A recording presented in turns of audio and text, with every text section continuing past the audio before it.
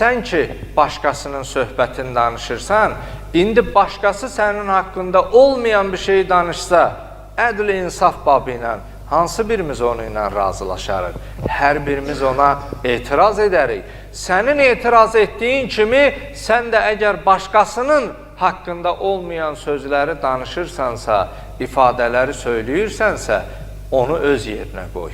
Və bir də unutmayaq ki, bu əməllər nəticəsində uca Rəbbimiz sonda yenə mərhəmət hissinə varır.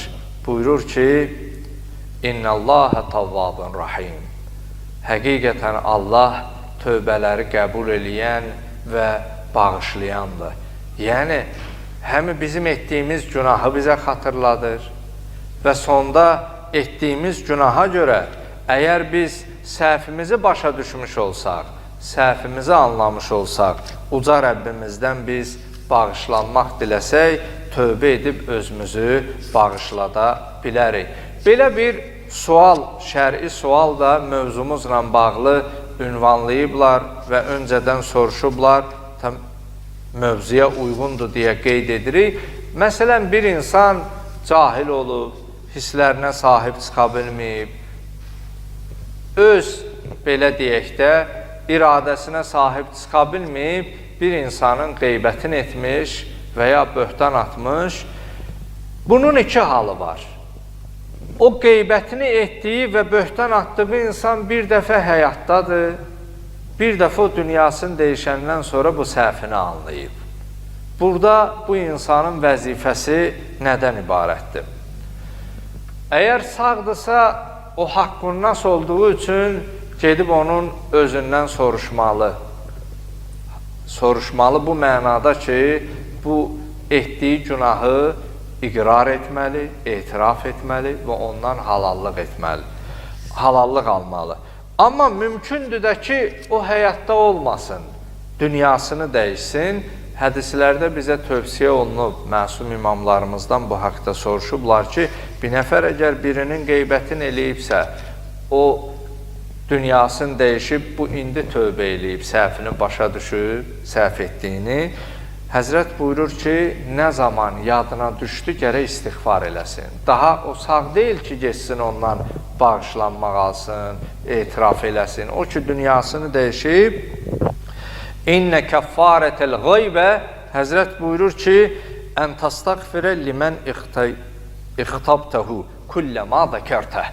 Nə vaxtı o qeybət etdiyi insan yadına düşdü, o hadisə yadına düşdü, həmişə o işi üçün, o əməli üçün neynəsin?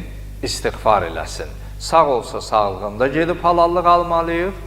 Əgər dünyasını dəyişibsə, hər o hadisə yadımıza düşəndə biz uca Rəbbimizə istiğfar etməliyik, səhvimizi etiraf edib bağışlanma diləməliyik.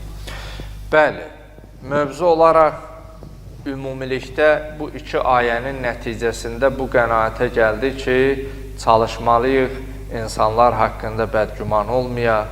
Bu həmi ata-ana haqqında da, ata-ananın övlad haqqında, xanımın kişi, xanım haqqında biz bu məsələlərə sahib çıxmalıyıq. Çünki suizənn olan qəlbdə hüzur olmaz, aramlıq olmaz, rahatlıq olmaz.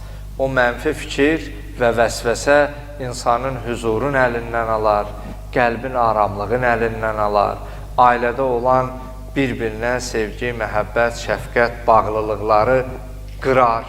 Ona görə çalışmalıyıq. İnanın, bir əməldir ki, görün nə qədər, məsələn, bir-birimizin haqqında bilmədiyimiz bir şeyə görə şeytan o vəsvəsənin dairəsini genişləndirir və bir-birinə düşmən olacaq həddə gəlir, çatır. Ailələr bir-biri ilə soyuyur, dostlar, qardaşlar arasında, ata-ana, valideyn, övlad arasında çalışmalıyıq. Nəinki suizən, hüsnüzən, gözəl düşüncəni, yaxşı fikri özümüzdə formalaşdıraq. Hər gördüyümüz bir hadisəyə pis düşüncə ilə yanaşmayaq. Ola bilər ki, mən yanlış düşünürəm. Ola bilər ki, mən yanlış analiz və təhlil edirəm. Bir olmuş hadisə ilə sözümü, fikrimi xülasələşdirim və bitirim. Hər şey göründüyü kimi deyil. Hər hadisə sənin mənim görüb analiz və təhlilimizin həmişə düzgün olması anlamına gəlməyə bilər.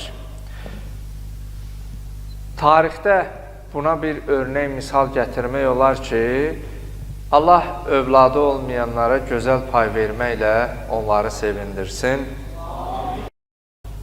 Və uca Rəbbimiz